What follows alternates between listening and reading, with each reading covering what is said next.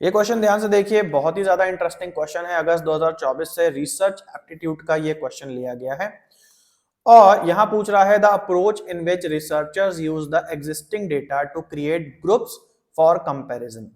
कह रहा है कौन से प्रकार की रिसर्च होती है जिसमें डेटा लेता है रिसर्चर और उसे अलग अलग ग्रुप में बांटता है और उन ग्रुप्स की आपस में कंपैरिजन कराता है।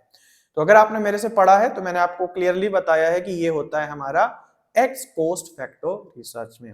जैसे हम एक तरीके से क्वासाई एक्सपेरिमेंटल रिसर्च का एक पार्ट मानते हैं। तो एक होती है हमारी एक्सपेरिमेंटल रिसर्च जिसमें कॉज एंड इफेक्ट के वेरिएबल होते हैं, जैसे लैब में रिसर्चर खुद मैनिपुलेट करता है।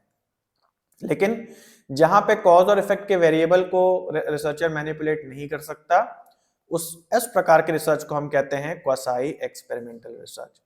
अब ये कई प्रकार की हो सकती हैं, कोरिलेशनल स्टडीज हो सकती हैं, है ना। और दूसरा प्रकार हमारा एक्स पोस्ट फैक्टो रिसर्च का है।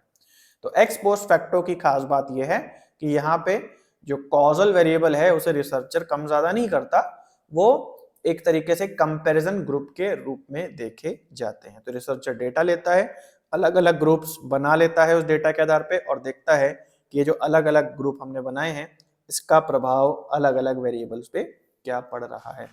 जैसे हो सकता है रिसर्चर ओवरवेट या कुछ सर्टेन वेट के लोगों का डेटा ले, उन्हें अलग अलग वेट की कैटेगरी में बांटे, under weight, medium wait and overweight, और फिर देखे कि इनके वेट के हिसाब से इनके कॉन्फिडेंस पे क्या प्रभाव पड़ता है। तो उसने अलग अलग ग्रुप में डेटा को बांटा और कंपेयर करा दिया उन ग्रुप्स को आपस में। यह तरीका कहलाता है एक्स पोस्ट फैक्टो, इसलिए ऑप्शन नंबर 2 करेक्ट है।